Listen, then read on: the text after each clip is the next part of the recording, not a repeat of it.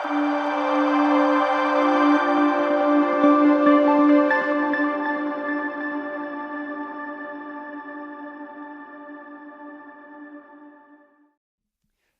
so thank you very much. I have a passion for astrophotography, and tonight is actually a very clear night, almost no clouds whatsoever. So my plan is that after the service tonight, anyone who wants to join me can come outside with me. I'm going to have my camera set up, and I'm going to be doing some basic astrophotography. So the kind of downside is that if all of you show up, it's going to be quite crowded because it's just the little viewfinder on my camera. I can't actually just hook it up to a big screen and show you in real time. But in order to alleviate that, what I'm going to do is I'm going to show you a few example videos of some astrophotography that I've done in the past so that you guys can all see it on this big screen right here. So please realize that some of these examples that I'm about to show you were done like really far out in the middle of nowhere where there are no city lights whatsoever. Here in Brenham, there is, of course, quite a bit of light pollution from the city of Brenham itself. At the same time, because it's Sukkot, we do have a partial moon. It's already past the full moon, but it isn't a new moon yet. And what you'll see in just a moment is that the moon actually adds a huge amount of light to the night sky. So here's an example of what you can get on a moonless night out in West Texas, where there's very little humidity, there are no cities around, there's no moon around. This is what it looks like.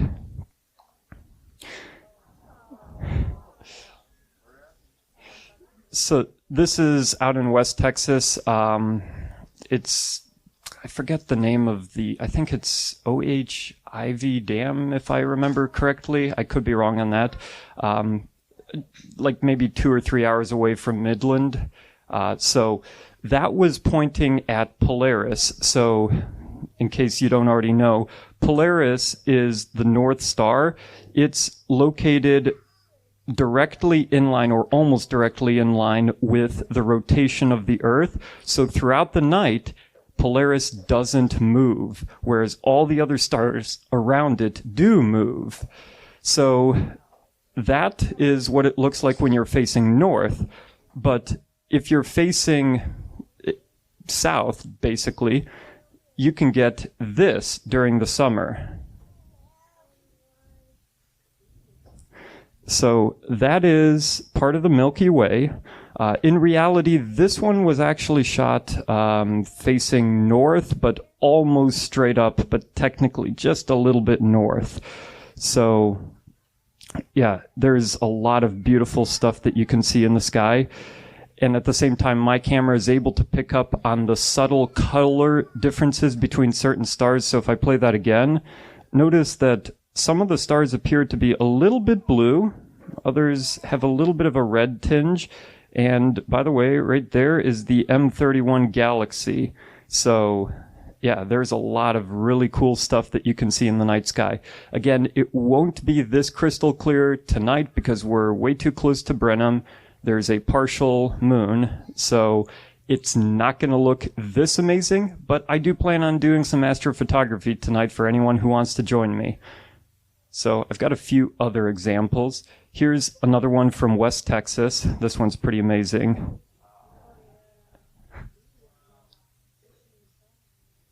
Those are airplanes, not shooting stars.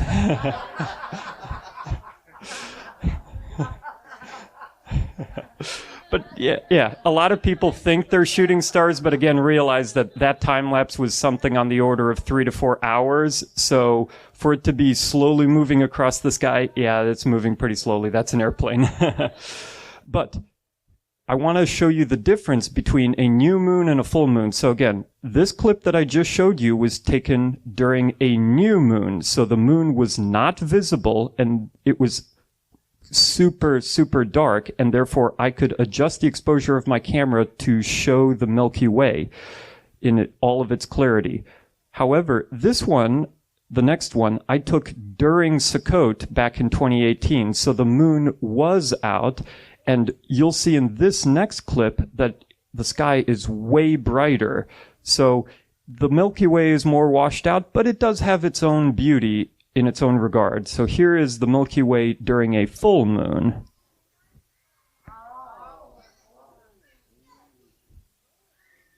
So you can see the entire sky is very blue, very vibrant. That's because of the moon. So the moon makes a huge difference in how it'll turn out looking. One of the interesting things that you can do on a night when there is the moon visible is to actually aim the camera down at the ground and try and take landscape photography with nothing but moonlight. So here's an example of the moon casting its shadows onto a forest floor during the night. Again, this is not a daytime time-lapse. This is a nighttime time-lapse, and the light source is the moon.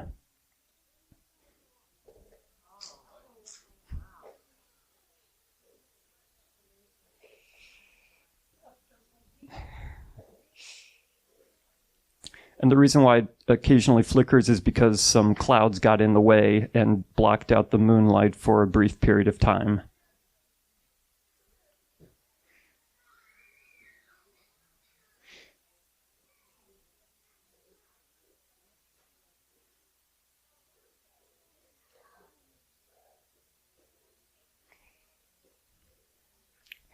So there are a few other clips that I'll show you in just a moment.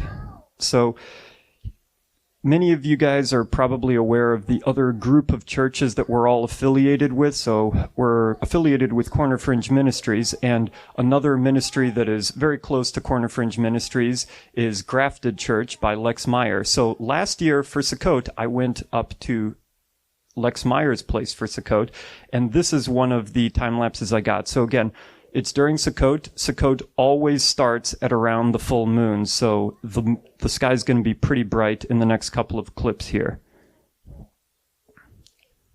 So this is actually going to be the moonrise. So right now the moon is below the horizon, but as this time-lapse progresses, you'll see the moon begin to rise. You'll also notice down at the bottom that occasionally there are flickers because there were people driving around with golf carts all throughout the campground. So you can see when a golf cart goes driving by because you can see the flicker on the trees. And there comes the moonrise. Again, that is not the sun. That is the moon.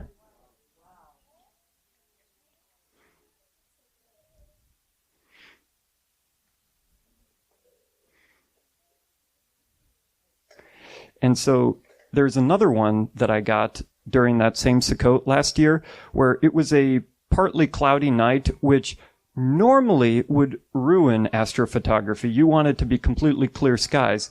But I saw a little bit of beauty in that cloudiness. And so I decided to do another moonrise time-lapse, but with clouds. And this is what it turned out like.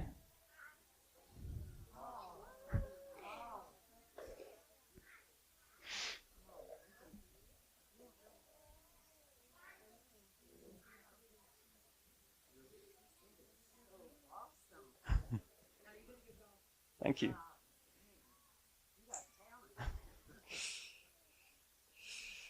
So that's it for the time lapses, but I have a few still photographs that I want to share. So here's one of the M31 Galaxy.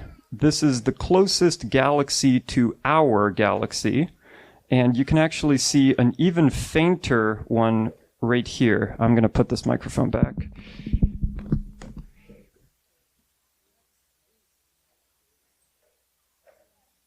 So if I zoom in, you can see the M31 Galaxy pretty clearly right here, and you can see an even fainter splotch right here. That's an even more distant galaxy. And in case you're wondering why the stars have streaks, that's because in order to get a proper exposure, I had to have the camera shutter open for multiple seconds, during which the sky moved. So all of these stars have a streak to them. I've also done panoramic images. So this right here, if I zoom in,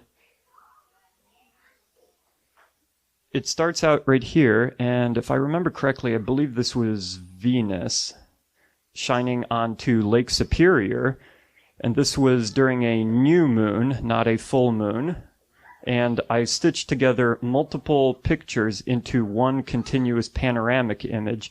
And all the way over on this side, this is a tiny town of maybe 200 or 300 people. So it gives you a comparison of just how bright I have to set the exposure on my camera in order to get all of these photographs. A small town, this is not a big city, a small town looks like it's absolutely on fire. Here is another very interesting panoramic image. So going back to what I said about small towns looking like they're absolutely on fire. So here is a small place out on Lake Michigan, between Ludington and Manistee, in case you know where that is. So this is facing north. Again, a very small town, and it's absolutely lighting up the horizon. Now, you'll notice this is a cloudy night. There are no stars visible. But again, cloudy nights can actually present quite a bit of artistic capabilities within them. So, if I pan over in this panoramic image, now we're facing west on Lake Michigan. Notice these bright splotches here in the sky. If you've ever been to Lake Michigan, you know that you cannot see to the other side of the lake. The lake is so wide that it goes beyond what we can see due to the curvature of the earth. However, even though the cities on the other side of Lake Michigan, such as Milwaukee and many others, are beyond the horizon, their light can bounce off of the sky, off of the clouds, and reach the other side of the lake. So that's what these are. These are all the major cities on the other side of Lake Michigan.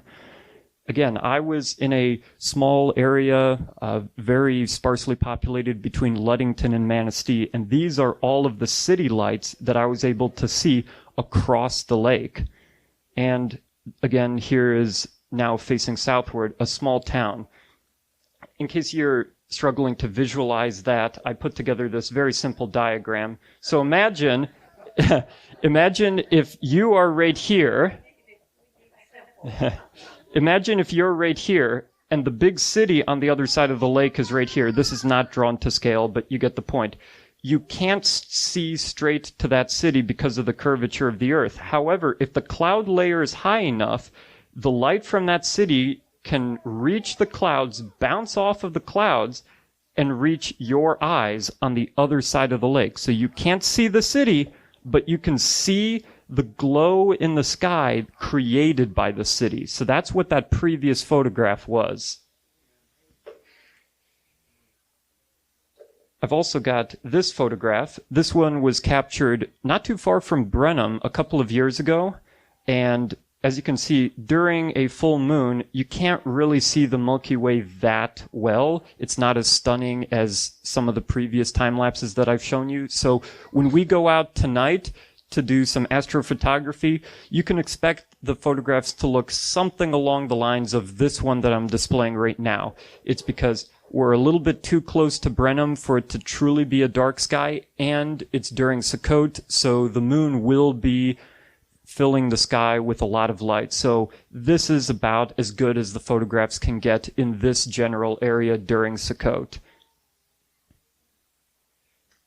And then I've got another one right here. This one's pretty interesting. Again, I captured this one not too far from Brenham. So if I zoom in, you'll actually notice that there are quite a few dots that are perfectly aligned with each other. This is Jupiter and 3 of its moons orbiting around Jupiter.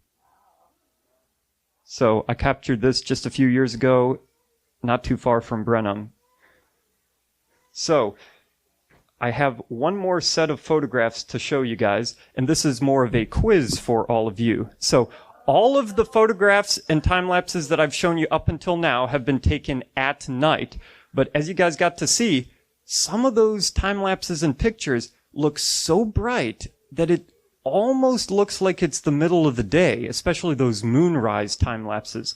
So Here, I've got a couple of pictures that I'm going to show you, and I'm not going to tell you whether they were taken in the day or at night. I want you guys to guess as to whether or not it's a day or night photograph, and then I'll tell you. So, what do you guys think? Day or night? Day? Correct. It's a daytime photograph. Day or night? Night. Let me zoom in right here. Do you see the stars? There's one right there. There's another one right there. There's another one right there. The reason why this photograph looks like it was captured in the middle of the day is because it was taken right at around the time of the full moon, and I intentionally increased the exposure of my camera so that the moonlight would appear to be as bright as sunlight. So this is a nighttime photograph. So, next one, day or night? Nope, that's at night. Yep. The giveaway here is that notice that these tree branches are motion blurred. This was a multi-second exposure in the middle of the night with cloud cover. The clouds appear to be perfectly bright and white because of how long the exposure was, but these tree branches that moved because of the wind give it away as being a nighttime photograph rather than a daytime photograph. The other giveaway is that this area right here, which is not in direct moonlight, is almost completely black. That's the other dead giveaway, that it's a nighttime photograph. So, what about this?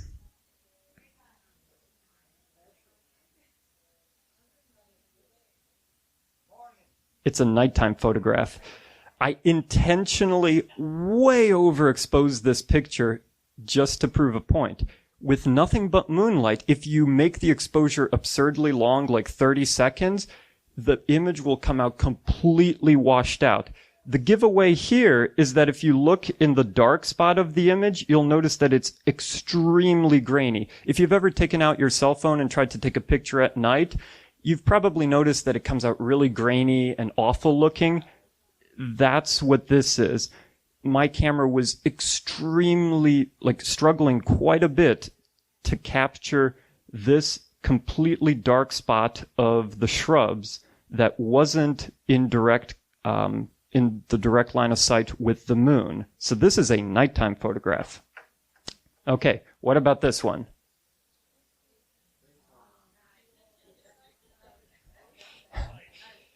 It's a daytime photograph. I just threw this in to trick you guys. It's a daytime photograph. Okay, next one. Day or night?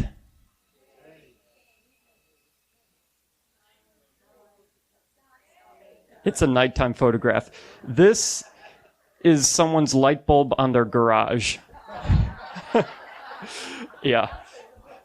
Again, at night, when you do a really long exposure to fully light up the scene, any sort of man-made light source is going to look like an absolute beacon. You guys saw that with some of the previous ones where I told you it's a small town of just a few hundred people and it looks like it's on fire.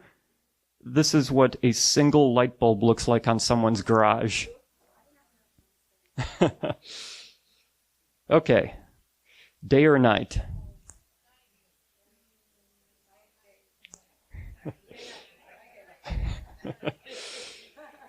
This is a nighttime photograph. So, here's the giveaway.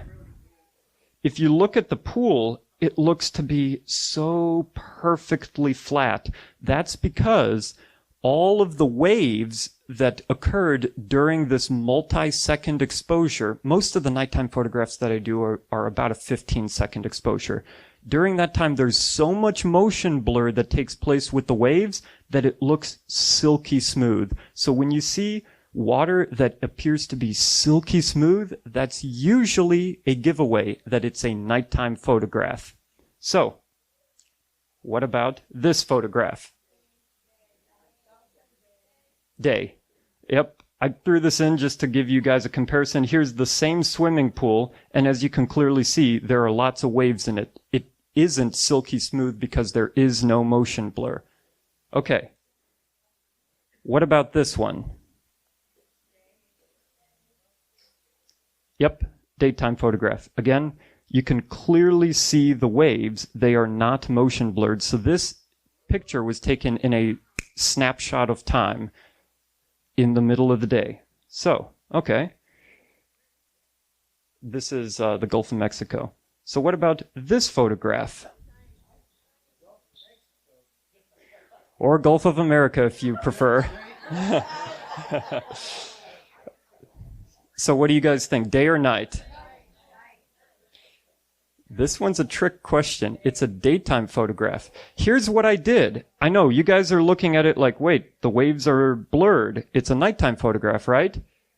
Well, what I ended up doing is I put a filter onto my camera lens that blocks out almost all light, but only lets a tiny amount of light through, which means in order to capture this photograph, I had to set it for a multi-second exposure. So this camera was sitting there for many, many seconds, gathering in what little light it could, not because it was the night, but because I put a filter on it and blocked out almost all of the daylight. So this is a daytime photograph that looks like a nighttime photograph.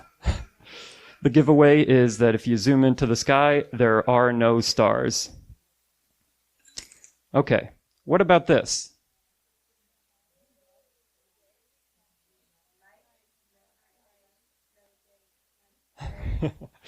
It's a nighttime photograph. This is the moon. Now, what's interesting is that under ideal conditions, with a professional camera, you can actually see the dark side of the moon during a partial moon. So right here, you can see part of the moon that's illuminated. And normally, if you would just go out and look at it with your eyes, this is the crescent moon that you would see.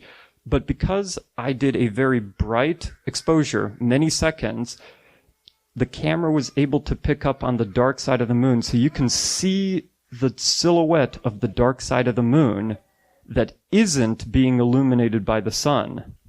So this is a nighttime photograph. Okay, what about this? Yep, it's a nighttime photograph. What about this?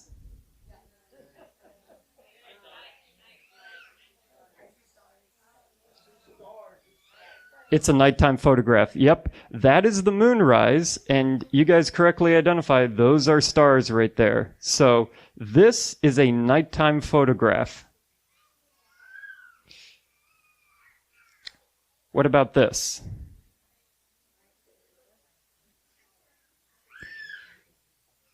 This is a daytime photograph. Once again, I threw a little bit of a curveball in. I put that filter onto my lens that blocks out almost all of the light. This is the sun during the middle of the day.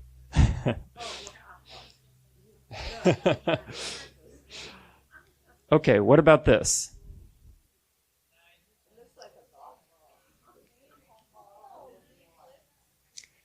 This is a daytime photograph of the sun. You can actually see all of the sunspots. So if you ever hear in the news that there's a major solar flare, there's a lot of sunspots, did you know that if you have a camera that's powerful enough and you have a filter to block out most of the light, you can get a picture of the sun and you can see the sunspots with your own camera. So that's what this is. Okay. So some of you may recognize this scene. Is it a daytime photograph or a nighttime photograph?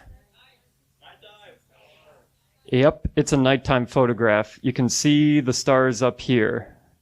Okay, so some of you know what's about to come. So, again, is it a daytime or a nighttime photograph? Nighttime. Yep, you can see all the stars up here. And this picture of all of us was captured in nothing but moonlight. I did not use the flash in my camera. What you see here of all of us is a photograph that was captured with nothing but moonlight. Now, here's the catch. I've told you before, at night, in order to get a bright image, you need to have a multi-second exposure. In this case, I did a 4-second exposure in order to get this photograph. If anything moves during those 4 seconds, you'll see motion blur. Why is that important? Because when we do these types of photographs, you have to stand perfectly still for 4 seconds. If you don't, you get this.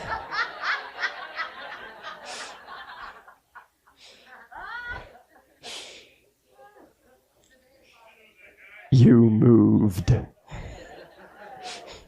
I'll do it again.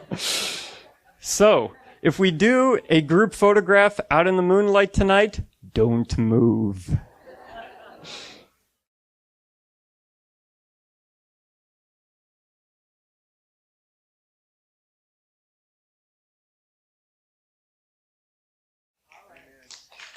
So, just a few more. Daytime or nighttime? Nighttime. This is a flashlight. This is Lex Meyer doing a baptism. And just for the fun of it, I also got this photograph. So, if this is more for Pastor Mike, if you're ever doing a baptism and someone wants to bear hug you, get ready. You're about to get this on your back. Okay, that's it. Thank you very much.